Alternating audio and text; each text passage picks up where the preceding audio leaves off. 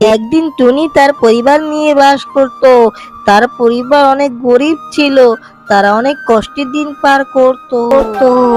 মা মা আমাদের অনেক খিদা লেগেছে, আমাদেরকে কিছু খেতে দাও। কেঁদো না বাবারা, এখনই আমি খাবারের সংগ্রামে যাচ্ছি। তারপর টুনি অনেক খোঁজাখুঁজি করলো খাবার, কিন্তু কোনো খাবার পেল না। তো রাস্তার মধ্যে অনেক খোঁজাখুঁজির পর একটা খাবার পেল। এই খাবারটা তো অনেক সুস্বাদু দেখে তো মনে হয়, একটু টেস্ট করে চাই। ছি, এটা তো গু খেয়ে ফেলেছি। তারপর টুনি অনেক দূর হাঁটতে থাকে, হাঁটতে গাছ দেখতে পায়। গাছে তো অনেক ফল ধরেছে, ফলটা খেয়ে দেখি তো কিরম টেস্ট। ফল একটি ছিঁড়ে দেখে ওই ফল স্বর্ণ হয়ে গেছে। এই ফল তো দেখি স্বর্ণ গাছ, ছিঁড়া মাত্রই স্বর্ণ হয়ে গেল।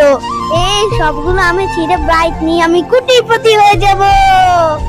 তারপর তাদের পরিবার আবার